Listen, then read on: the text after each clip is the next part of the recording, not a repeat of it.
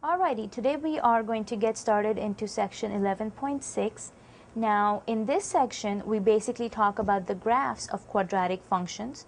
We'll see how to graph a few simple quadratic equations, and then we'll talk about some of the properties of these quadratic equations. So we are going to start with the graph of y equals x squared. Now, just like we have been graphing our functions before, we're going to try and find some points on our x square, and then we'll go ahead and try and plot those. So we'll start with 0. If you use 0 as your x value, 0 squared is 0. Okay, you can try using 1 for x. 1 times 1 or 1 square also gives you 1. Okay, so just select a few points. You need about maybe 4 or 5 points to help you out here.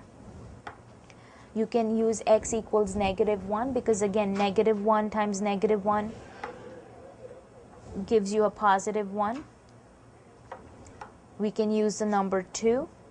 2 squared is 4.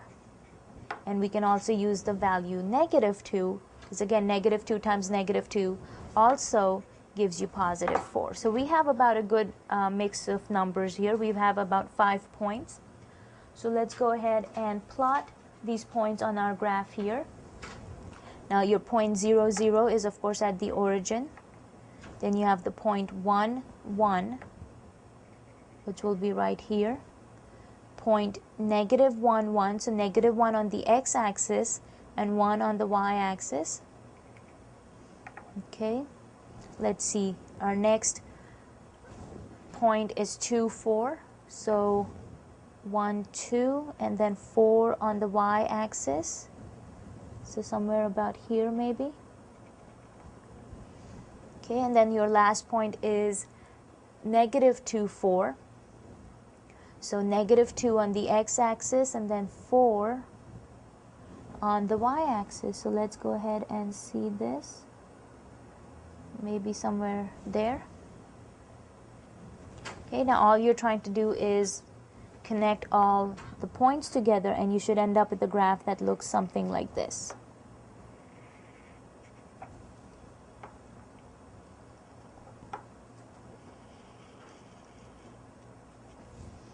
Okay, and this will be what the graph of y equals x squared will look like. Now, we talked about the domain and range earlier when we were doing our graphing section, chapter 7.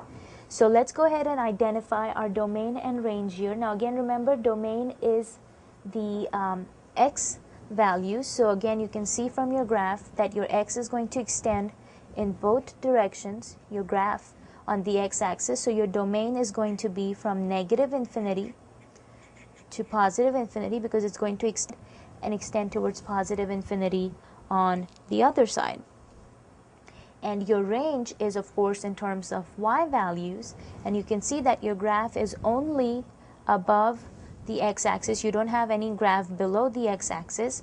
So you're starting at 0 on the y and you're going all the way to +infinity. Your graph is only going to keep going upwards. So your range for this extend towards -infinity on this side function is going to be from 0 to +infinity. Okay.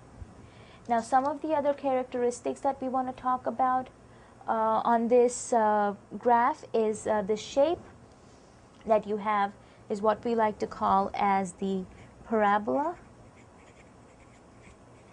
Okay, this distinctive shape that you have. Now, the lowest point on the curve will of course be at the point 0, 0, and the lowest point in this case is what we like to call as the vertex of the parabola. Okay, and the vertical line, okay, which in our case is the y-axis, the vertical line that passes through the vertex of your parabola is what we call as the axis of your parabola. So in this case, our y-axis is also the axis of our parabola here, or in this case you could call it the equation for this vertical line would be x equals 0. Okay. Now the other unique feature about the axis of the parabola is, try and imagine this, if we were trying to fold our graph along this axis, along the x equals 0 line, if we try and fold these two parts, they will actually be symmetric, and they will both coincide if I try to fold my graph along this line. And that tells us that all parabolas are symmetric about their axis. So sometimes, you will see some textbooks call this line, the vertical line, as the axis of symmetry also. Okay.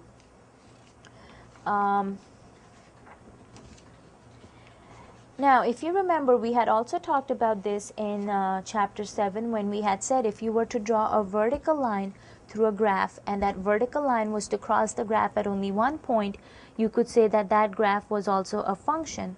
So this is not just a quadratic equation. We can also say that y equals x squared is a quadratic function. These are all quadratic functions. Okay.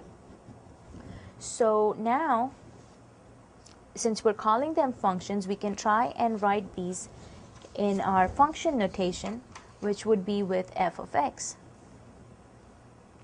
Okay, so we can say that a function that can be written in the form f of x equals ax squared plus bx plus c. Again, you can see this is your quadratic equation with also quadratic function. So the graph of any quadratic function is a parabola with a vertical, will also be called a quadratic axis. Okay.